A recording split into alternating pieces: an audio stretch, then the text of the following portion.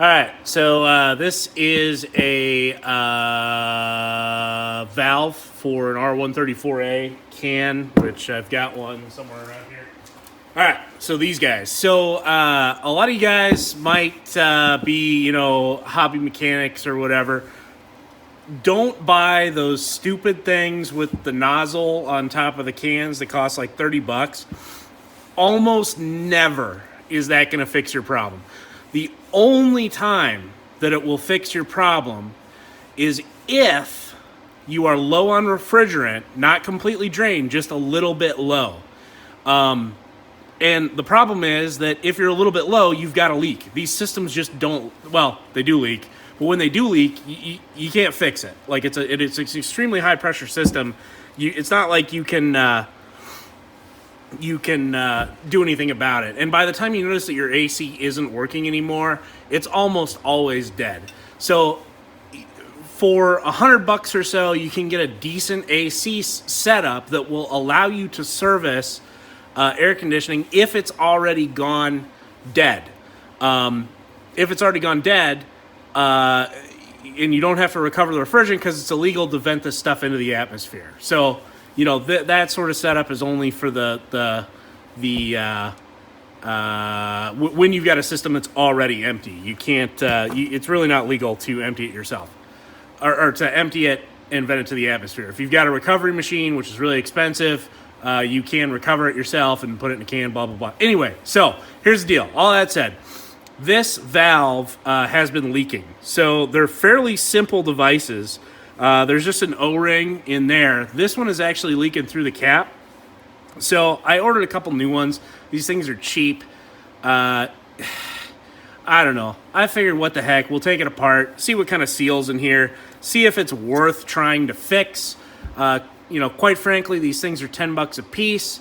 Even if it is worth trying to fix, I don't know if there's play in the thing or the what you got it and who's it, what's it.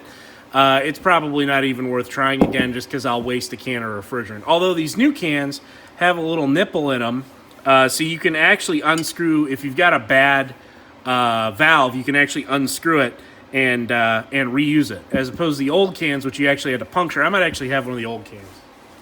All right, as opposed to the old style cans, which is this guy, which you've got this point here on the end, which comes down and punctures the top of the can. Right, so you can see that goes just a little bit proud, and it actually punctures the top of the can. So I take that back. Maybe it is worth seeing if this is worth rebuilding. But basically, I was getting coolant coming out of the top here, the stem, and I'm going to take it apart and see if it's worth fixing. All that to say that.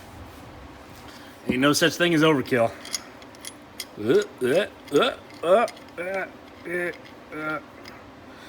And even if we can't reuse this, it's worth popping off this fitting, because those fittings are handy to have. Occasionally, you got oddball setups or whatever, you can't get stuff to work. So let me get that someplace where it's not shining in your eye.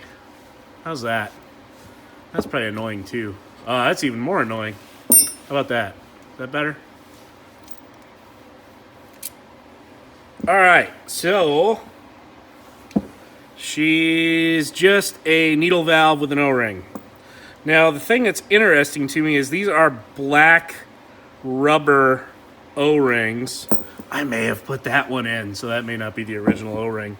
And typically, the problem is that these things freeze and then they don't work anymore. So typically, the O-rings that are in AC systems are these green ones. Typically. I don't know if they're different. I assume that there's some sort of different material. I don't know what it is. If anybody knows, I would love to know. But it's worth a shot. We'll go ahead and replace this O-ring and see if that's gonna fix it. I mean, I'm not gonna test it now, but anyway, you can see this is a part. You really don't need to watch me put another O-ring on here. To change your heart. So yeah, this O-ring does feel a little cooked. It feels rather stiff, not quite as soft and pliable as O-rings typically are. Well, it's got that hard feeling, you know what I'm talking about? Narf, narf, nar. So, yeah. Looks all right. Yeah, it should work. And of course, you never want to put on O-rings dry. Oh boy, how am I gonna get that over that lip without monkeying it up? Carefuling with the pick. That feels all right. We're just gonna throw that away. Not worth keeping it after it's been rolling around on my pristine, clean workbench.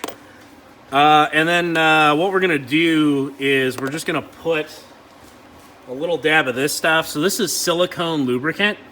So silicone is inert. It doesn't react with anything, or hardly anything anyway. Now what you do not want to do, just pretend it says silicone lube. You don't want to use anything that's in a spray can, because the butane and stuff that's in the spray. I thought I had silicone in a spray can, but I don't. But the butane and stuff that's in the propellants in here will deteriorate the rubber and may be reactive with stuff.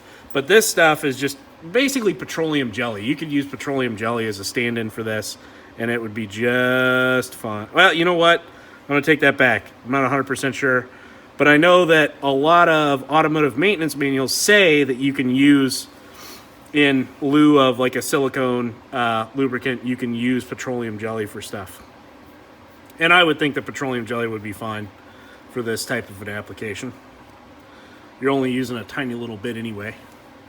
So anyway, I'll tighten that back up, and next time I use it, we'll see if the leak is fixed or not. Thanks for watching.